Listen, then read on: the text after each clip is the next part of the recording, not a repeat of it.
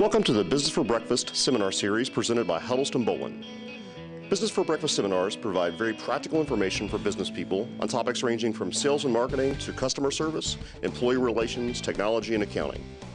For information about upcoming seminars, go to www.huddlestonbolin.com/events.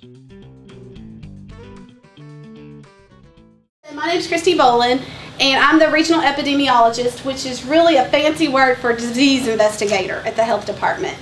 And I'm here to talk a little bit about preparedness. I'm not going to go into a lot of business preparedness. I'm more going to talk about family preparedness and personal preparedness.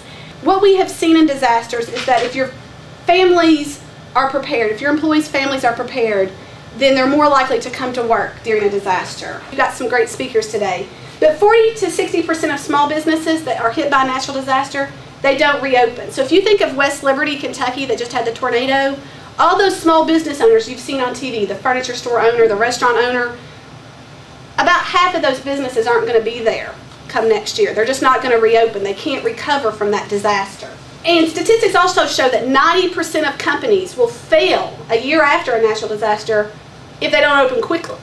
So you may be able to reopen, but if it takes you a long time, your customers may go away. If you're a supplier of a larger company, they may find another supplier to get their goods. If you are a large company and all of your suppliers shut down, that may cause you to then have to shut because you don't have anybody to supply your parts. My dad used to work for a supplier of Toyota, and if they couldn't get their parts made, they shut Toyota down. And then Toyota couldn't ship cars. So you can see if that business is done for, the ripple effect that could happen. If you have children, where are they at right now? If you have grandchildren, your spouse, elderly relatives, anyone you provide care for, and one group I left off here are your pets. Now what if we had a major disaster? What if we had an earthquake right now? Do you know where they would go? Where would they take those people? My daughter's in preschool right now, so where would she go? My husband's at work in Huntington. Where would he go? What would they do? Do they have a plan? Do you know that your child, if they're at school, do they have a plan?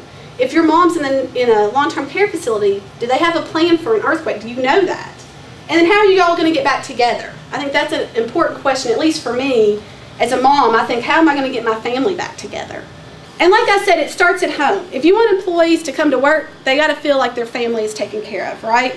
To me, the communication plan is the most important plan you can have. You want to make sure that everyone knows work contact information or school contact information.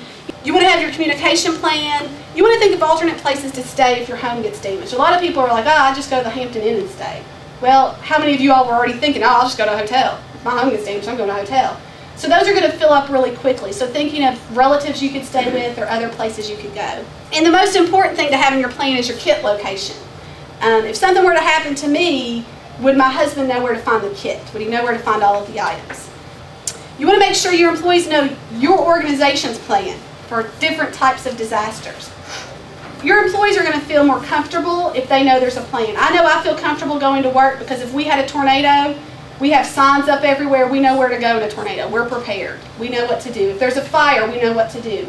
Your employees are going to feel better about being at work if they know that you have a plan to take care of them and for them to get to safety. You want to test that. How many of you have had a recent fire drill? Yeah.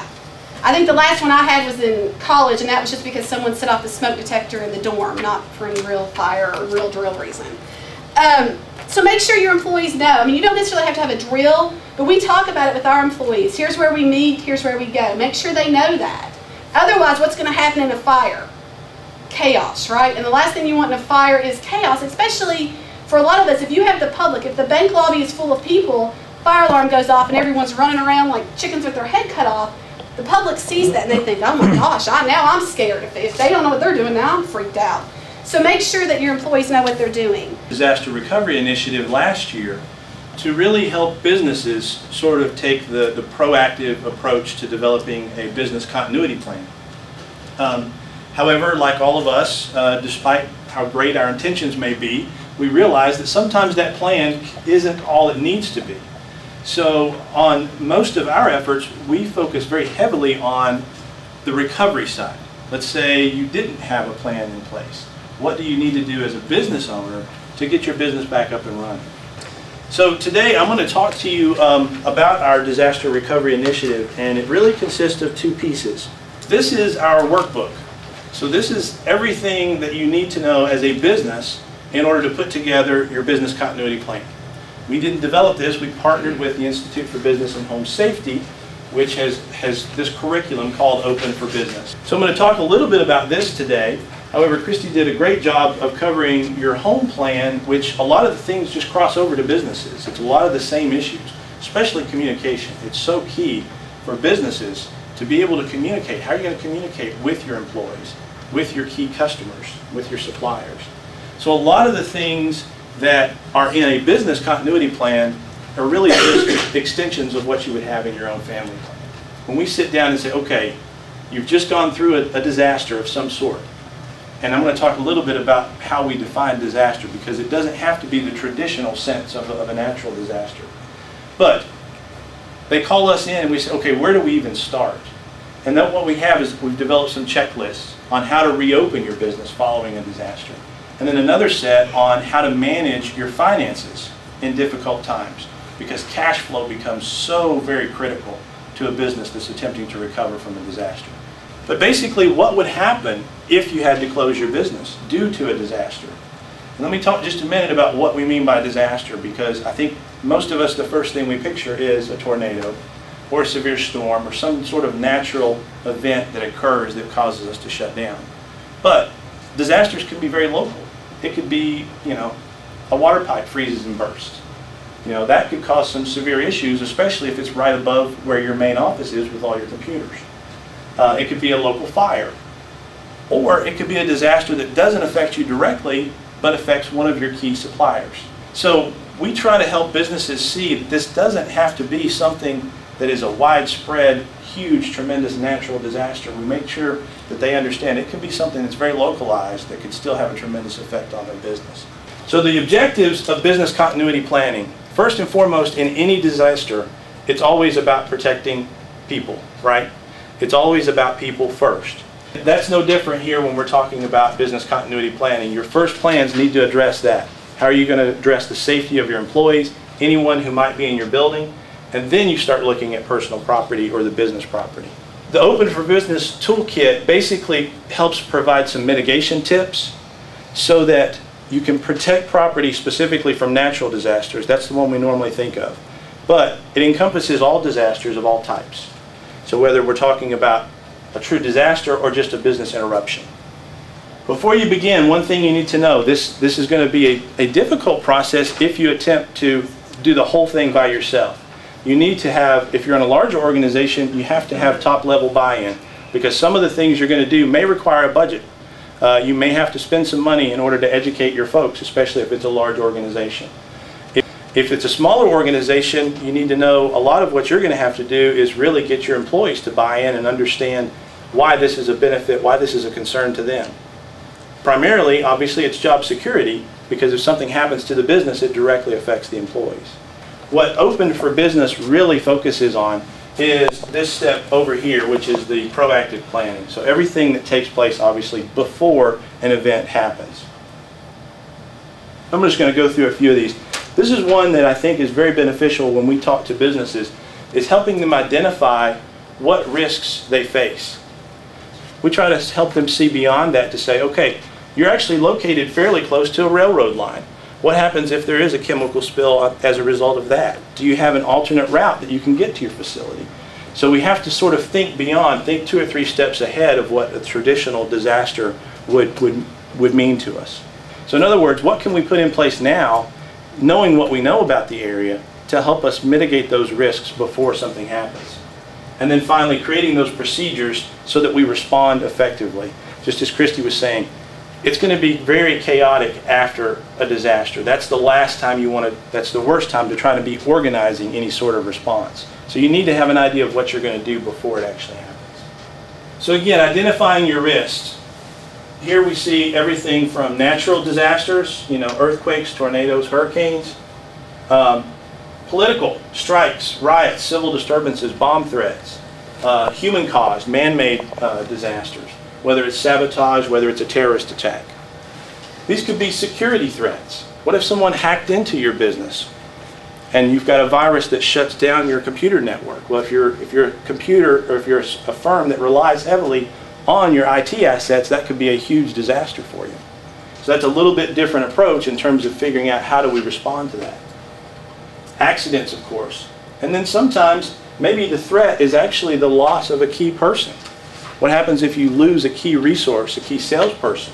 Geographic location. I mentioned, where are you located in regards to the railway? What happens if there is an accident there? Do you have that alternate location that you can do business from? Your building structure.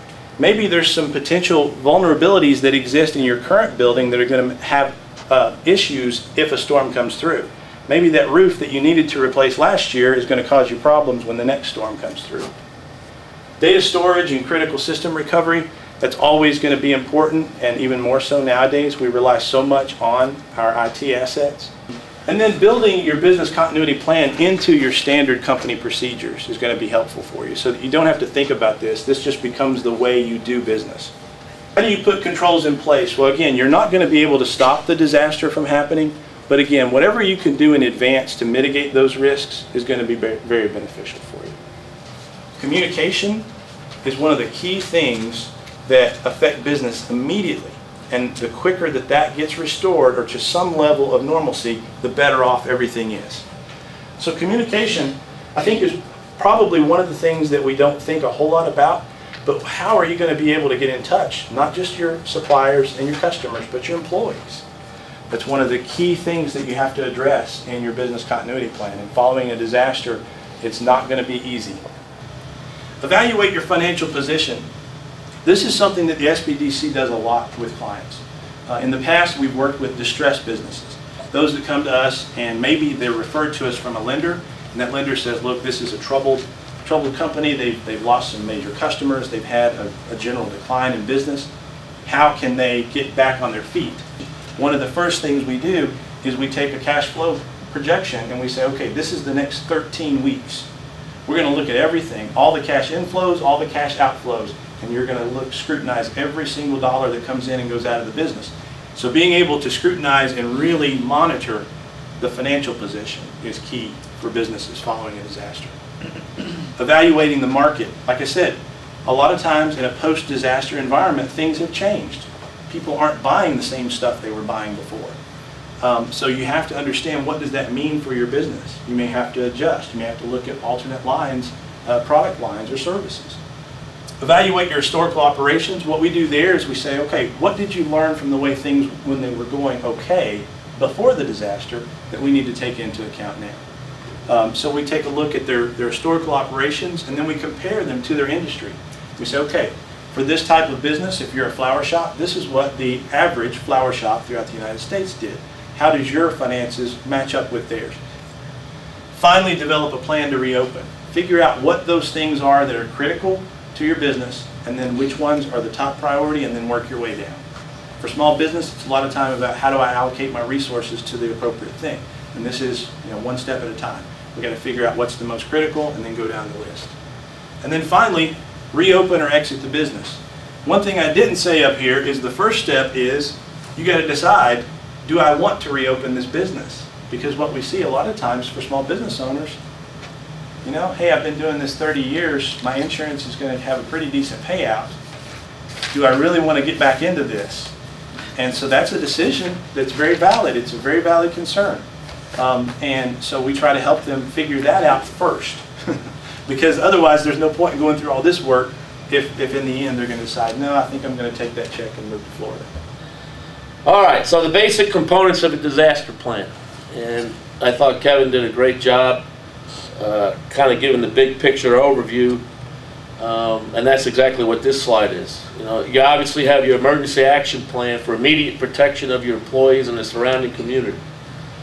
Okay, that includes steps for basic control and containment of the event or the emergency, including site evacuation routes, emergency response phone numbers, which is a backup to 911, communication, notification, and a recall plan. Okay, a site map with emergency equipment locations like fire extinguishers, eye wash stations, things of that nature.